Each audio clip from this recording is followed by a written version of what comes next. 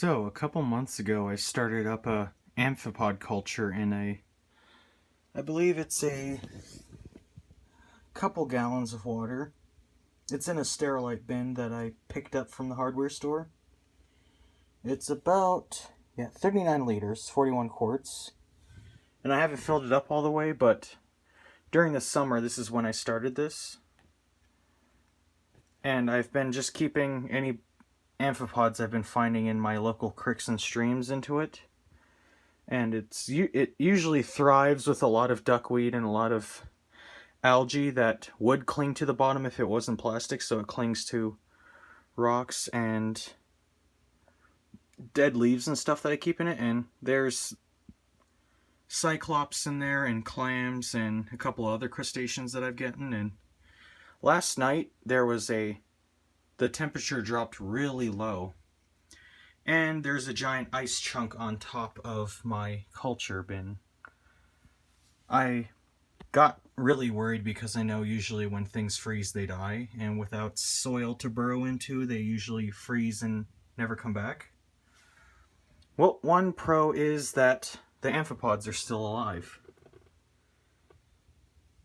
Yep, they're still swimming around. I brought it back in and I have it next to the heater, which is at around 70 degrees now and warming up the water.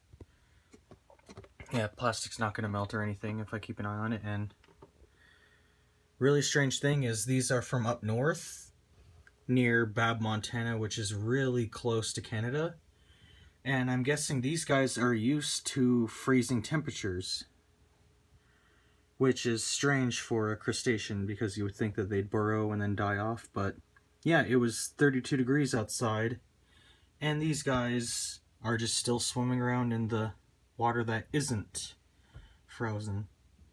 And there's a couple sitting on the ice sheets right here that swam off once I turned on the light. And yeah, if you're ever thinking about getting a culture of small crustaceans to feed to your live fish, I highly recommend amphipods, because as you see, scuds can handle a huge range of temperatures, and I've never had a filter on this little bin.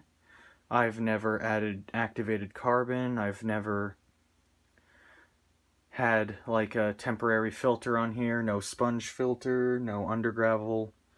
Literally just rocks, algae, and fish poop water that I got from the main tank. I just poured it in here when it was warm out and let it do its course, and the algae has thrived and the amphipods have eaten algae, and not even 32-degree weather outside would kill them, which is not something I can easily say about other creatures like Daphnia and Walter worms and a couple other cultures that if the temperature drops too low, they all die off.